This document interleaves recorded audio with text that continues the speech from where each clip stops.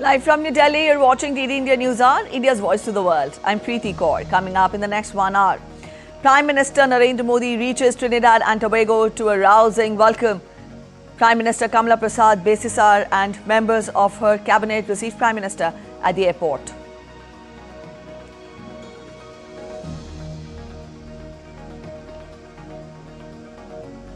Prime Minister addresses members of Indian community in Port of Spain, outlines the plan for deeper ties with the Caribbean nation to get the Order of the Republic of Trinidad and Tobago, the nation's highest honour.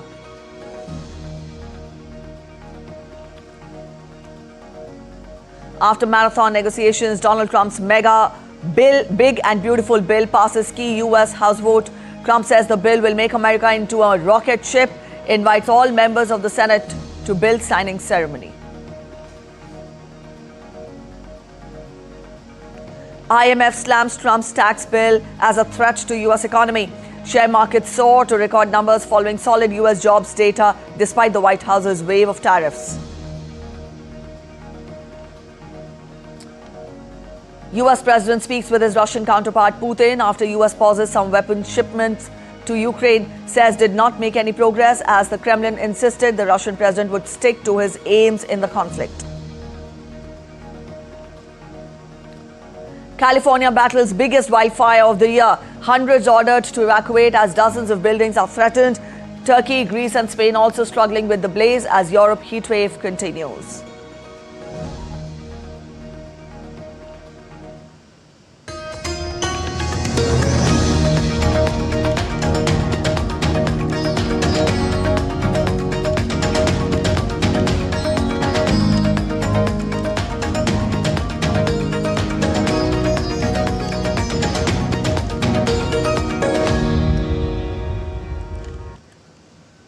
On the second leg of his five-nation visit, Prime Minister Narendra Modi addressed the diaspora at the community event at Port of Spain, the capital of Trinidad and Tobago.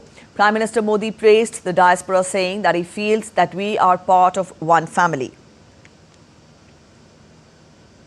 It is a matter of immense pride and joy for me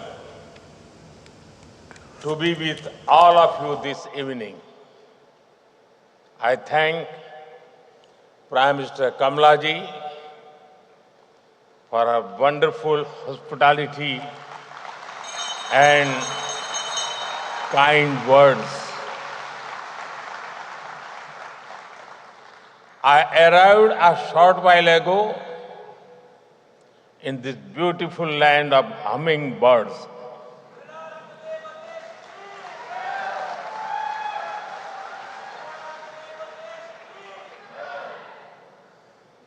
And my very first engagement is with the Indian community here. It feels completely natural. After all, we are part of one family. Prime Minister Modi further termed the Indian community of Trinidad and Tobago as not migrants but messengers of a timeless civilization. They face hardships with hope. They meet problems with persistence. They left the Ganga and Yamuna behind, but carried the Ramayana in their hearts.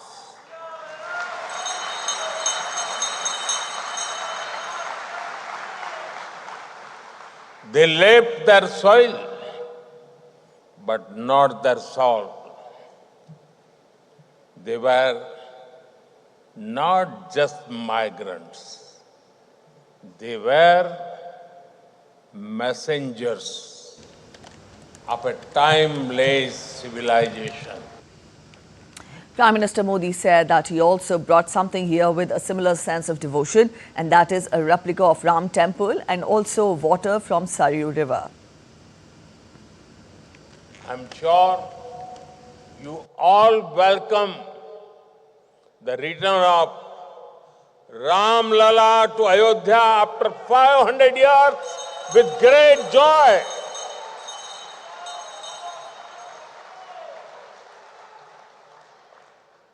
We remember you had sent holy water and silas for building the Ram Mandir in Ayodhya.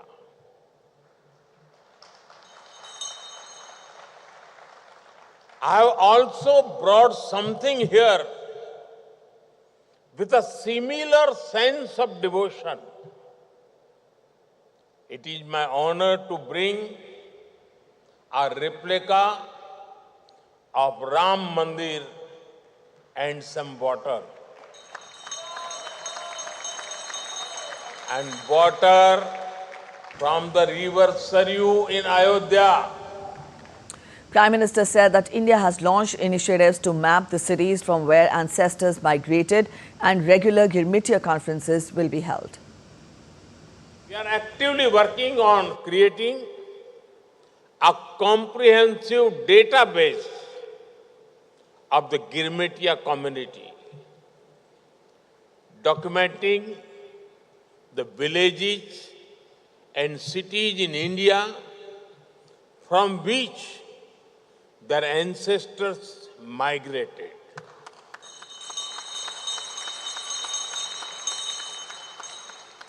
Identifying the places where they have settled, studying and preserving the legacy of the Girmitya ancestors, and working to organize World Girmitya conferences regularly. This will support the deep and historic ties with our brothers and sisters in Trinidad and Tobago as well. Prime Minister Modi announced that OCI cards will be extended to the 6th generation of Girmitya people in Trinidad and Tobago.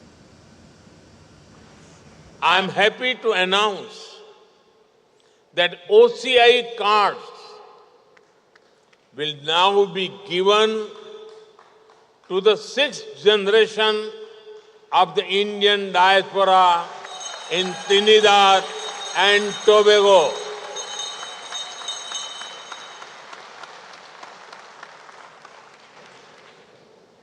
You are not just connected by blood or surname. You are connected by belonging. India looks out you. India welcomes you.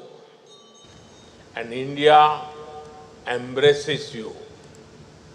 Prime Minister of Trinidad and Tobago, Prasar Bharati, in her address at the community event, praised the role of Prime Minister Modi and termed Prime Minister Modi as a transformational force. We honor, revere cultural and familial bonds between our people. These bonds transcend time and distance, uniting us in a shared history and a shared future.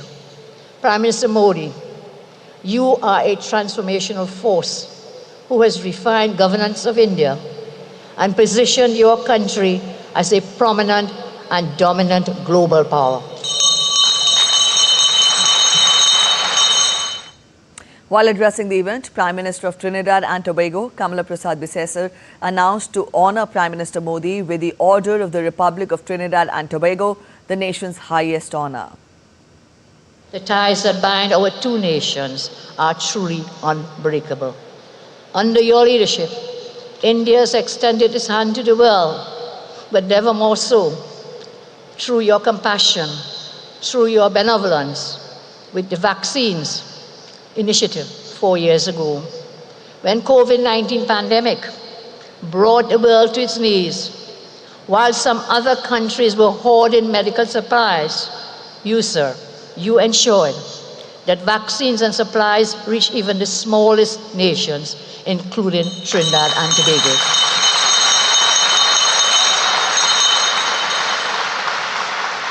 Through your benevolence, You brought hope and calm where there was fear. I say again, this was more than diplomacy. This was an act of kinship. This was an act of shared humanity. This was an act of love. And this is one of the many reasons we are deeply proud to bestow upon you, Excellency, the Order of the Republic of Trinidad and Tobago. Prime Minister Modi met Trinidad and Tobago counterpart Kamla Prasad Bharati. Prime Minister Modi presented the replica of Ayodhya's Ram Temple, water from the holy Saryu River, along with the water from Triveni Sangam to Kamla Prasad Bharati.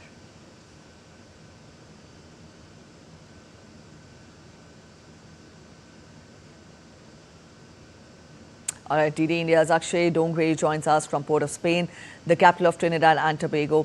Akshay, we've told our viewers about the highlights of the Prime Minister's visit to Trinidad and Tobago, but you were there. Explain to us, what did you witness? How far did this visit help in further strengthening the relationship between the two countries, given the fact that this visit by the Prime Minister comes after the last visit to Trinidad and Tobago was held in 1999, and after that the visit comes this time around. What did you witness? How do you evaluate the Prime Minister's visit to Trinidad and Tobago? All right, our correspondent Akshay Dongre will join us. Yes, Akshay, are you there with us?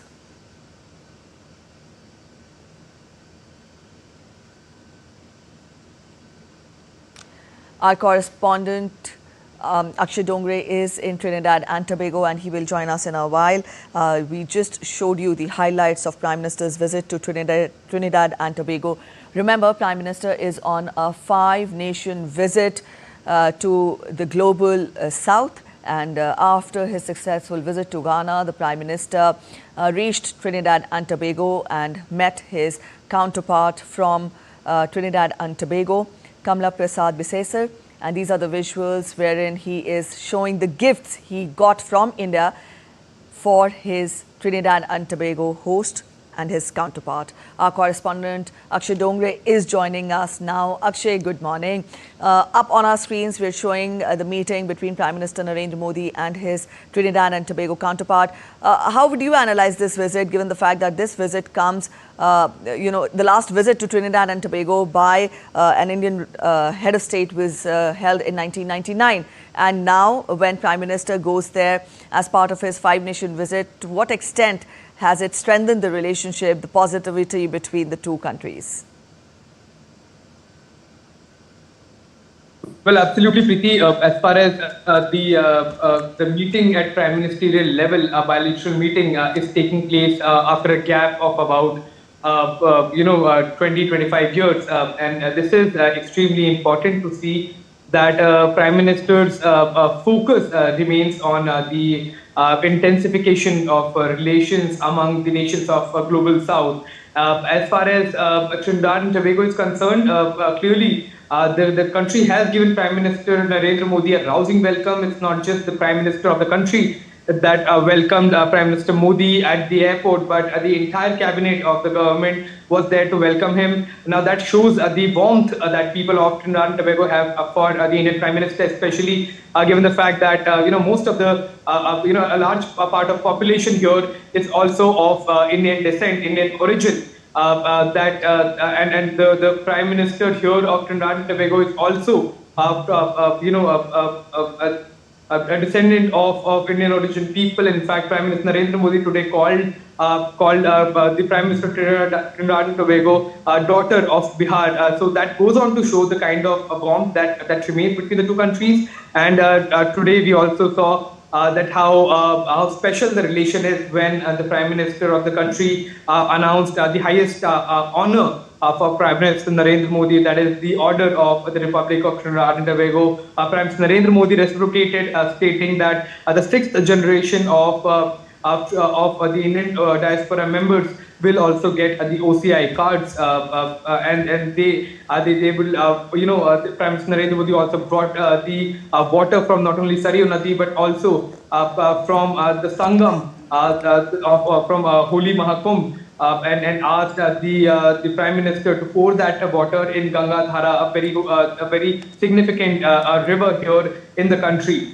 So the relations have been warm for a long time, but the kind of impetus that has been shown by Prime Minister Narendra Modi is quite significant, especially given the fact that Prime Minister's focus has been on Global South for past several years. And now, with the kind of relations improving between the two countries, we can expect significant cooperation between the two countries in several aspects, including pharmaceutical, healthcare, education, defense, maritime security, and many other areas are potential areas of cooperation between the two countries. And the kind of bomb that we saw also, goes on to show that this can be called, in India, away from India, especially given the culture and folklore and the kind of dressing sense, food that has been preserved here by the people who came here as long as 180 years back during indentured labor. And Prime Minister Narendra Modi also talked about the Girmitia community, that is the Bhojpuri word for indentured laborers, where people will be able to map their lineage, map their ancestry back to India, which will further deepen the cultural connect between the two countries. All right. Yes, that sums up the importance of Prime Minister's visit to Trinidad and Tobago. But then, Akshay, this is part of the Prime Minister's 5-nation tour to the Global South. After Ghana, the Prime Minister is in Trinidad and Tobago, and from there he will head to Argentina, Brazil, Namibia. Put all this together, help us understand that in today's times of uncertainty, when the world is witnessing wars and tensions, at this time, India is reaching out to the Global South. What kind of an opportunity does it present to India to strengthen its relationship with Global South in such times where the geopolitical situation is changing and the world is witnessing uncertainty? Well, Preeti, if we look at the diplomacy that has been promulgated by Prime Minister Narendra Modi, it's a diplomacy of friendship, it's a diplomacy of trust. There are countries that have been going and forming relations with other smaller countries in terms of financing them, and then ultimately bringing them in sort of a debt trap that forces a relationship not of equals, not of friends, but of a money lender and a person who has taken money from somebody who is under debt. So that's a relationship under duress. That's a relationship that is forced. But the kind of Global South outreach that Prime Minister Narendra Modi is doing is of equal footing. Prime Minister, whenever he goes to any of the countries, especially when it comes to Global South, it talks about the issues and challenges and shared vision when it comes to solving those problems. He doesn't give solution. He says that we will find solution together. He doesn't dictate terms. He says that we can decide terms of our friendship and of our trade and the kind of relation that we have to form. So this is the sort of relationship that Prime Minister is forming, and we saw how it was during India's G20 membership. African Union was included in the G20. We saw the voice of Global South was prominently taken by the Indian side. So the sort of visit that Prime Minister is also making in this five-nation tour is also a testament. It gives a testimony to the kind of vision that Prime Minister has when it comes to the Global South, especially visiting countries like Namibia, Argentina, Brazil, Trinidad and Tobago. Who would have thought that Prime Minister of the world's largest democracy will come to a small, Caribbean island where he will talk about friendship, where he will talk about family, he will talk about food. So all of this is done keeping the relationship at an equal level.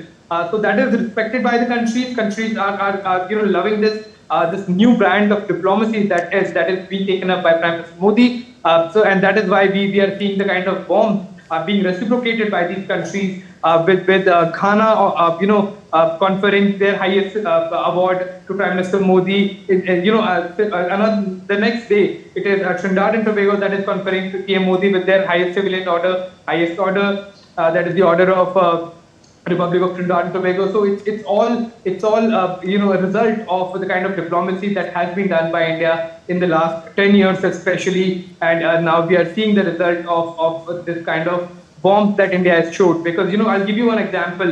The Prime Minister of Trinidad and Tobago talked about vaccine diplomacy and how when the pandemic was at peak and when the countries were hoarding their medical supplies, it was India that came forward and offered their own vaccines to countries such as Trinidad and Tobago, a small Caribbean island country, a few thousands of miles away, but that didn't stop India from offering help and treating Trinidad and Tobago as an equal. So it's not just here, it's in Africa, it's in other parts of the world as well, where diplomacy has been done in a friendly manner, in keeping friendship as a center stage. That is why, rewards, highest civilian awards that are being conferred on Prime Minister Narendra Modi, as well as the kind of friendship and love that we're seeing from the local population as well. All right, Akshay, we'll leave it here. Thank you so much for joining in with those details from Trinidad and Tobago. And in the next report, TD India's correspondent Akshay Dongre traces the journey of the Indian diaspora to Trinidad and Tobago. Take a look.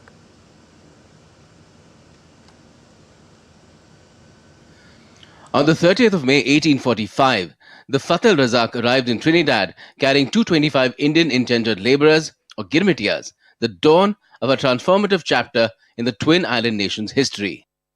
1845, the Fath al-Razak arrives in Trinidad and Tobago with 225 Indians.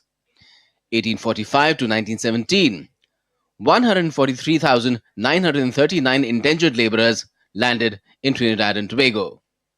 1902, over half of sugarcane farming managed by Indians. 1962, diplomatic ties formalized post-independence.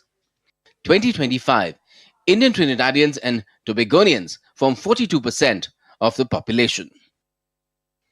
Over 180 years, the Indian diaspora preserved its culture, built thriving communities, and now stands proudly at the nation's helm, with Indian origin Kamala Prasad Bisesar as Prime Minister of the nation. Clearly, though the Indian diaspora in Trinidad and Tobago had a hard landing on the nation's shores, it has weathered many a storm to emerge at the top of its society.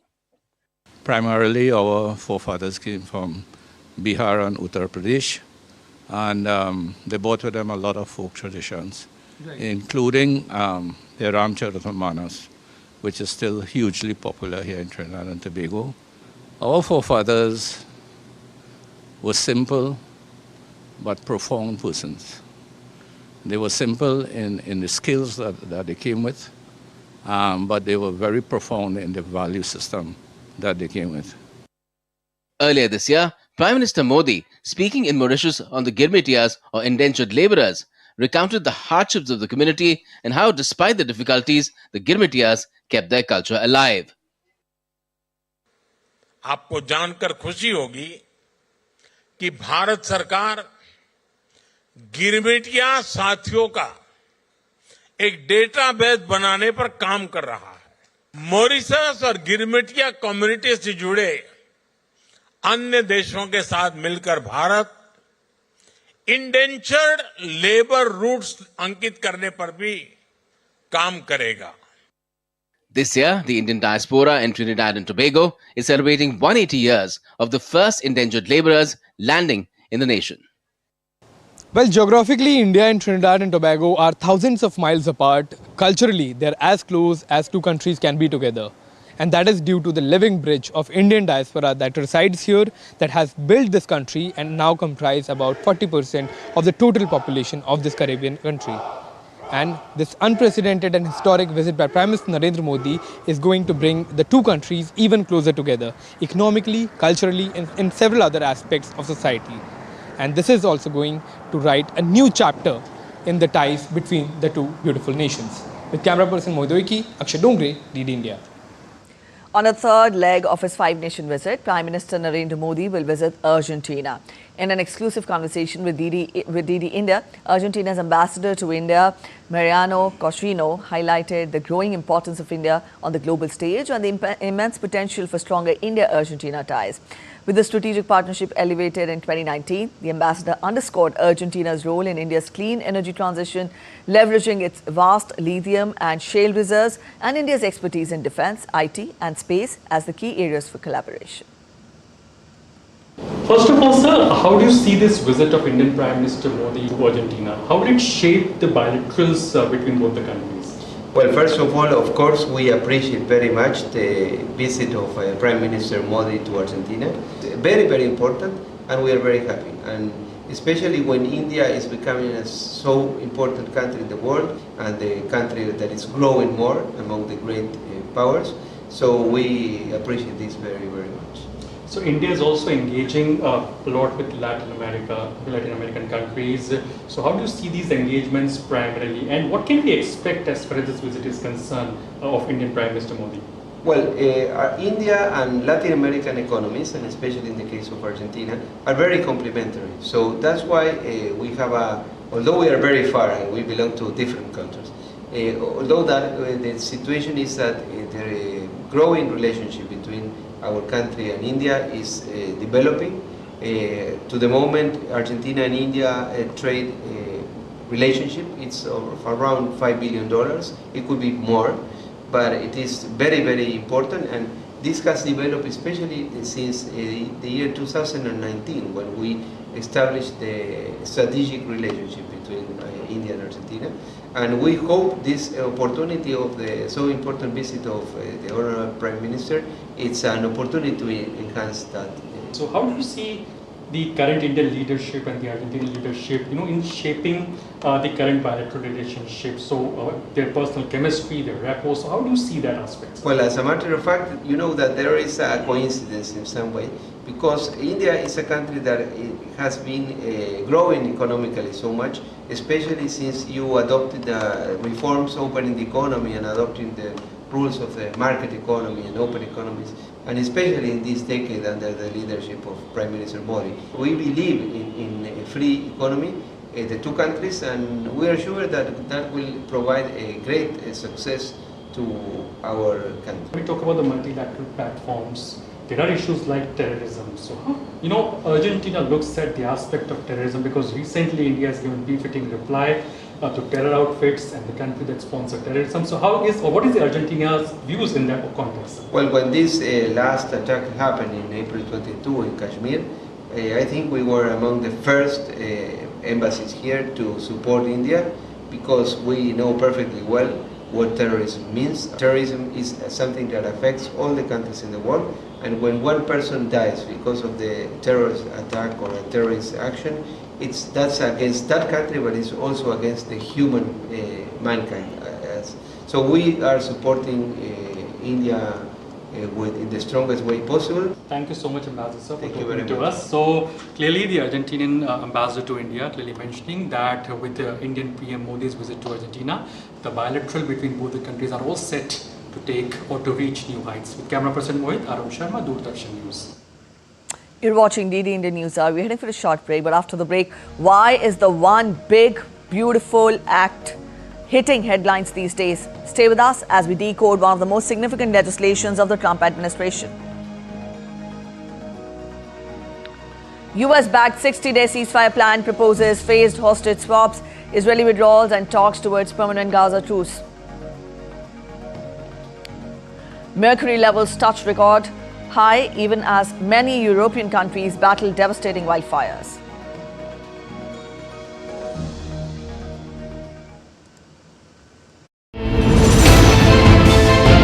Geopolitics and trade deals. Economic challenges amid development. Hard work and the path to prosperity. It's the economy always. Between walkers, money is what money does and says. Supply creates its own demand. Between the bulls pulls and bears tears. When supply chains globalization and India rises to the podium. We'll get you centered with the Economic Brief at 8 p.m. every Thursday on DD India.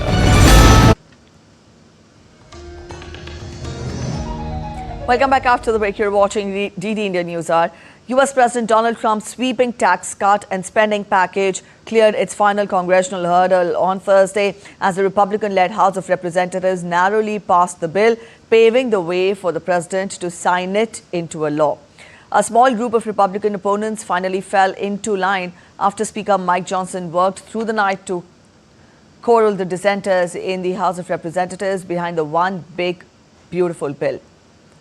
The bill, which passed by a slim 218 to 214 margin, marks a major legislative win for Trump. The motion is adopted.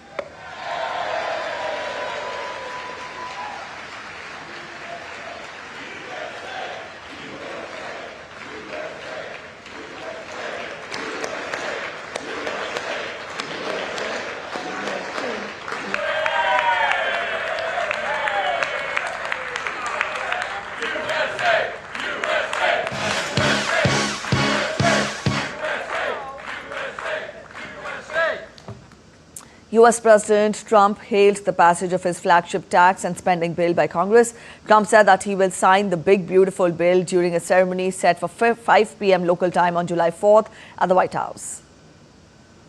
So we're signing at about 5 o'clock, and at about 5 o'clock we're going to have B-2s and F-22s and F-35s flying right over the White House. And the Speaker and I and John Thune, we're all there together with most Republican senators and congressmen and women, and it's going to be a great day. So we'll be signing with those beautiful planes flying right over our heads. Speaking to reporters as he headed for a rally in Iowa to kick off America's 250th birthday celebrations, the president called the spending package the biggest bill of its kind ever signed. He further said that the bill would boost the U.S. economy like a rocket ship. And we're sort of celebrating like the biggest bill of its kind ever signed. And it's going to make this country into a rocket ship. It's going to be great. Now let's understand some of the key items and highly debated issues in Trump's bill in our latest report by Ayushi Bhatnagar. The One Big Beautiful Bill is a sprawling piece of legislation exceeding 1,000 pages that aims to deliver on several of Donald Trump's campaign promises from the 2024 elections. This package honors many of Trump's campaign promises like boosting military spending, funding a mass migrant deportation drive, and committing $4.5 trillion to extend his first-term tax relief. It also includes a $5 trillion increase in the nation's debt ceiling. Let's take a look at some of the key items and highly debated issues in the bill. President Trump's 2017 Tax Cuts and Jobs Act seeks to make the cuts permanent, a key priority for Senate Republicans. 2017 Tax Cuts and Jobs Act lowered taxes and increased the standard deduction for all taxpayers. Bill will increase the standard deduction by $1,000 for individuals, $1,500 for heads of households, and $2,000 for married couples. The bill exempts tips and overtime pay from federal income taxes, proposes to gradually phase out the benefits based on annual income, benefits to expire in 2028, right before Trump's term as president ends. Child tax credit would permanently increase to $2,200 under the Senate bill. The bill also proposes raising the debt ceiling by $5 trillion, more than the $4 trillion approved by the House last month. Lifting the debt limit will allow the government to pay for programs already approved by the Congress. Rise in the deduction limit for state and local taxes from $10,000 to $40,000, though after 5 years it would return to $10,000. The bill would slash Supplemental Nutrition Assistance Program, SNAP, which helps people afford groceries. Senate bill requires states to contribute more to the program, would reduce food stamps by around 20%. The bill also cuts Medicaid, which provides health care to poor and disabled Americans. Childless adults without disabilities would be required to work at least 80 hours per month from December 2026. Shift in re-enrollment to Medicaid from once a year to every 6 months. Bill proposes to lower provider taxes from 6% to 3.5% by 2032. The bill would fund new sections of the border wall, increase surveillance, and build more detention facilities. Immigration and Customs Enforcement will receive $45 billion for detention facilities, subsidies and tax breaks for clean energy projects. Bill proposes a new tax on clean energy projects, Wind and solar power projects will face a new excise tax. The One Big Beautiful Bill is projected to increase the GDP by 0.4 to 0.8% over a decade, boosting investment and creating some 6.9 to 7.2 million jobs. It is set to strengthen border security with $150 billion for defense and immigration enforcement. However, Medicaid and SNAP cuts may leave 7.8 million uninsured by 2034. Ayushi Bhatnagar's report for DD India. Earlier, the International Monetary Fund has warned that President Trump's tax bill could make it more difficult to reduce the U.S. fiscal deficit and national debt in the coming years. Speaking at a news briefing in Washington, IMF spokeswoman Julie Kazak said that the proposed legislation appears to run counter to the efforts aimed at curbing federal debt over the medium term. Kazak emphasized that initiating deficit reduction sooner would allow for a more gradual and manageable path towards fiscal sustainability.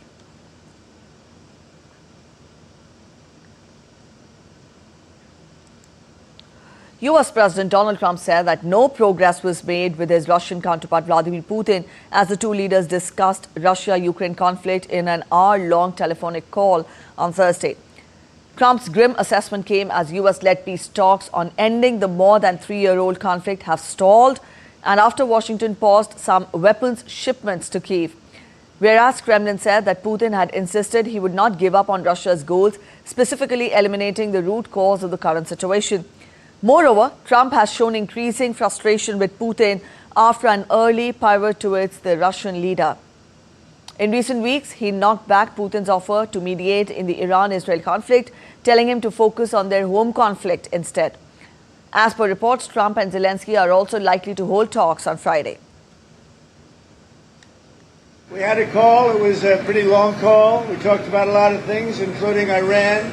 And we also talked about, as you know, the war with Ukraine. And I'm not happy about that. I'm not happy about that. No, I didn't make any progress with them today at all. The US-backed proposal for a 60-day ceasefire between Israel and Hamas envisages a phased release of hostages, Israeli troop withdrawals from parts of Gaza, and discussions on ending the conflict. The plan is subject to approval by both parties involved in the conflict. US, Qatari and Egyptian mediators have been working to secure agreement. We have some details from sources that are being worked out.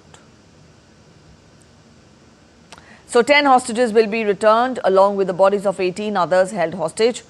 The swaps will take place without any ceremonies or parades. On day 10, Hamas will provide information and evidence that confirm which remaining prisoners are alive or dead, plus medical reports. Israel will provide full information about Palestinian prisoners from Gaza detained since October 7, 2023. Hamas will release hostages in exchange for Israel releasing detained Palestinians. Israel says that of the 50 hostages held by Hamas and its allies, about 20 are believed to be alive.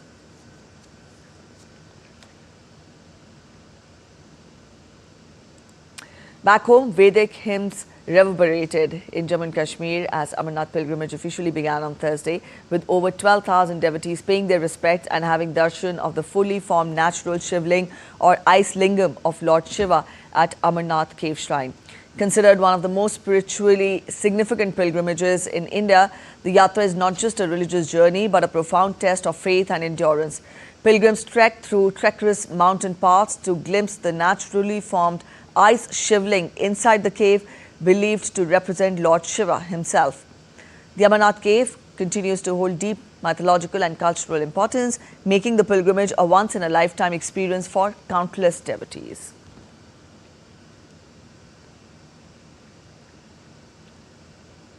All right, DD India's Shabir Dar joins us from Srinagar. Shabir, we've been getting regular updates from you on Amarnath Yatra. Tell us what more can you add? We tell our viewers that thousands of devotees are present in Jammu and Kashmir to pay their obeisance at the Amarnath Cave Shrine. Yeah, on the first day yesterday, more than 10,000 pilgrims paid obeisance in the holy cave of the Kashmir Himalayas. This is, as you guys said, is a lifetime experience for the pilgrims who are waiting for this, spiritual journey. And the Kashmir administration has made ample arrangements to ensure that the pilgrims have a safe and comfortable journey to the cave. The cave is connected by two routes. One is traditional from the Pahalgam, which is like 34 kilometers. It takes two days to reach the cave from that route. But the most convenient route is from the Baltal, where it is only 14 kilometers, and the pilgrims can go in the morning and come back in the evening after the darshan. So most of the people prefer the Baltal route, and a lot of facilities have been kept in place there. The medical facilities, the food and beverages is kept available. This time around, Kashmir is witnessing the hottest summer in 5 decades. So obviously, administration is making efforts to ensure that the pilgrims are well hydrated and the facilities have been kept available across the routes from the base camps, in Baltal and in Pahalgam.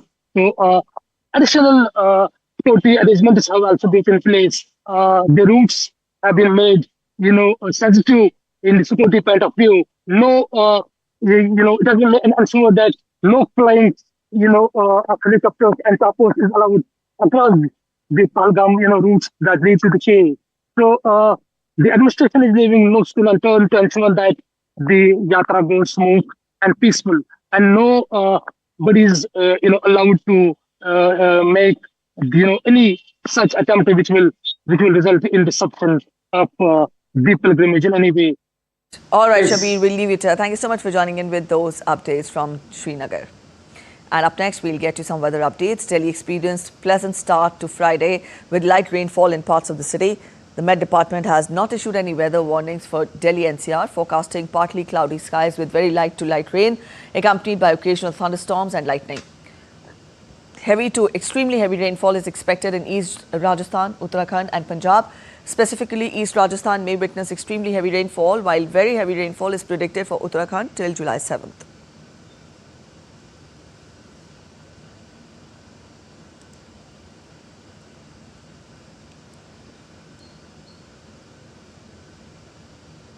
Mandi in Himachal Pradesh is reeling from devastating flash floods and cloudbursts triggered by heavy rainfall. Evacuation efforts are underway as at least 50 tourists are stranded in Janjheli.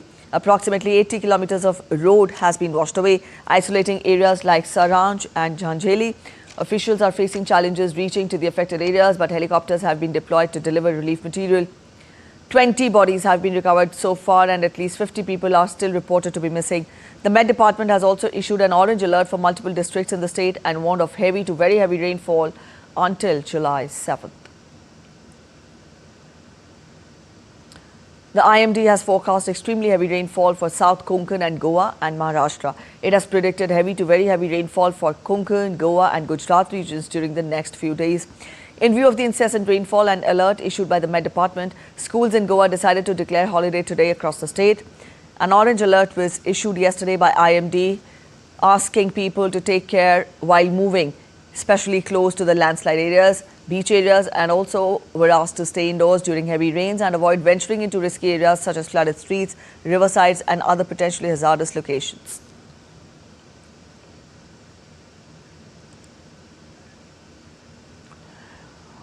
In international weather updates, over 300 firefighters battled a massive blaze on Thursday in California as the state braces for a difficult wildfire season. The Madre Fire broke out the previous day in San Luis Obispo, a rural county in the heart of the state. Around 200 people were ordered to evacuate, with dozens of buildings threatened by the flames. The region is facing largest wildfires so far this year amid federal cuts to the agencies responsible for combating climate disasters. The fire spread rapidly, ravaging over 52,000 acres in just 24 hours. According to CAL FIRE, images showed thick columns of black smoke rising over mountains in the remote region. California Governor Gavin Newsom pledged that the state would always protect all communities no matter where a fire begins, and also announced the deployment of reinforcements. He also criticized President Trump for underfunding wildfire prevention efforts and called for an equivalent commitment of resources rather than rhetoric.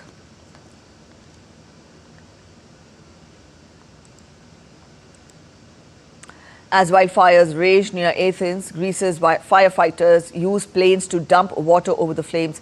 Thousands of people have been evacuated from southern Greek island of Crete. Hot, dry weather in Greece has heightened the risk of the repeat of the summer wildfires that have hit the country in recent years. The inaccessible terrain in Greece and its largest island has also hampered the work of the firefighters there.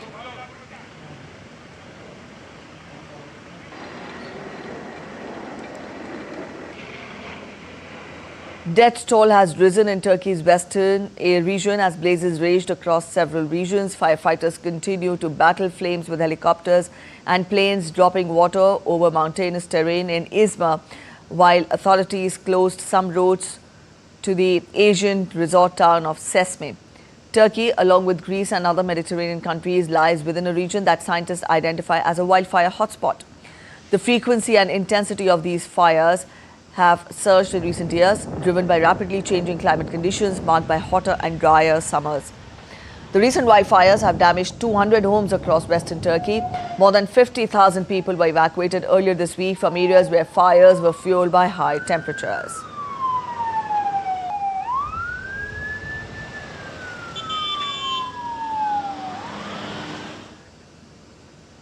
From here, we turn focus to business updates. President Donald Trump has said that he is planning to start sending letters informing trading partners of their tariff rates as soon as Friday, as negotiations to avoid higher U.S. levies enter the final stretch. His comments come days before steeper duties, in fact, are set to take effect on dozens of economies, customized to each of them, ranging from Taiwan to the European Union. These tariffs were part of a broader announcement in April, where Trump imposed a 10% duty on goods from almost all trading partners, with a plan to step up these rates for a select group within days. But he swiftly paused the hikes until July 9th, allowing for trade talks to take place. U.S. officials have signaled that there could be a flurry of trade pacts announced in the coming days. You know, my inclination is to send a letter out and saying what tariff they're going to be paying. It's just much easier. We have, you know, far more than 170 countries. And how many deals can you make? And you can make good deals, but they're very much more complicated. I'd rather, and I've been like this from the beginning, I'd rather send out a letter saying this is what you're going to pay to. Meanwhile, Wall Street stock indices finished at fresh records on Thursday following solid U.S. jobs data as President Trump's sweeping budget bill successfully reached the congressional finish line. The S&P 500 and NASDAQ closed at record highs, notching a third week of gains. The Dow Jones closed up 0.77%, only 0.41% away from its own record. Chipmaker Nvidia rose 1.3%, putting its market capitalization at $3.89 trillion. The company is close to overtaking Apple's all-time record and becoming the world's most valuable company in history. The U.S. economy added 147,000 jobs in June, while unemployment dipped to 4.1% from 4.2%, a sign of U.S. labor market resilience despite the White House's wave of tariffs. Let's talk of sports now. We'll talk of cricket first. Shubman Gill's mammoth 269 powered India to 587 in the first innings of the second test at Edgbaston. Gill effortlessly compiled the highest score by an Indian batter in England and the highest score by an Indian skipper anywhere in the world. England's top order crumbled after the play of 5 sessions in the field by stumps on day 2. The hosts were 77 for 3 and in deep trouble. Ben Duckett and Ollie Pops fell to back-to-back balls from Akashdeep. Both were caught in the slips. Zach Crawley edged Mohammad Siraj on 19. India, under pressure before the test, have taken total control. Harry Brook looked unsettled despite scoring 30. Joe Root remained unbeaten on 18 at the close. All right, India's Naran Singh joins us with the latest on the match. Naran, Shubman Gill's 269 was shining when we talk of India's total of 587. Get us more as to how do we expect the rest of the test to pan out? Preeti, good morning. And we talk about the Shubman Gill a stupendous inning, not the stupendous inning, but it has many other, we can say, repercussions. He has laid the foundation of the India's very strong next generation, which is looking very fearless. And talking about Shubman Gill, the questions were raised over his performance, especially the average when his coronation as the captain of the Indian Test team was done. So his averages was not up to the mark. His, we can say, the performance was also not up to the mark in the overseas condition, but with back-to-back centuries in the first test, first at the Leeds and then at the Birmingham, he showed to the world he has the class and composure. And definitely we can say that the start of a new era in the Indian cricket, the way they dominated the last decade under Virat Kohli. And after that, it was looking that after losing the first test match at Leeds, that India's the phase of transition is there, and they crumbled in the first test match. Because so most important thing, yesterday we was discussing that India did a lot of mistakes in the first test match. At one point in time in the first test match, they have the score of 430 for the loss of 3 wickets, and after that they lost their 7 wickets for 41 runs. And this time around, if you take a look, India were 211 for 5 in this test match in the first inning, and after that India went on to play a fantastic cricket and scored a mammoth runs, a mammoth total on the board. There were 2 big partnerships, one that is with number 7 with Ravindra Jadeja. The partnership was of 203 runs, and after that the partnership with Washington Sundar, the number 8 batsman, that was of 144 runs. So it showed that they learned from the mistakes of the first test match. They were in complete control and let the match slip from their hands. And talking about this match, also they improved in the fielding. In the last test match against England at Leeds, they we can say they dropped more than 8 catches. If they would have caught even half of those catches, those chances, India have won that test match. And take a look yesterday what they did. 3 fantastic catches. Shubman Gill at the left side, a fantastic catch with no reaction. Karun Nair, a fantastic catch. KL Rahul, a fantastic catch. They learned a lot, and definitely I think today they will start. Yesterday they took 3 wickets of the England team. And a new bowler, Akashdeep, in the absence of Bumrah. So we can say that this team is even ready to perform in the absence of the Bumrah, and definitely kudos to them. And today, if they can get the wicket of the Joe Root and Ben Stokes early, definitely England has no chance in this match. Right, Naran, we'll leave it here. Thank you so much for joining in with those details. And with that, we end this edition of DD India News Hour. But let us know your thoughts on the news of the day. For those of you on the go, you can get all the latest news and updates from India and across the world on the DD India mobile app. And the app is available on both Android and iOS platforms, and you can download the respective QR codes. We'll be back with more news as it breaks here on DD India. I'm Preeti Kaur signing off, and from all of us in Delhi, thanks for watching DD India News Hour.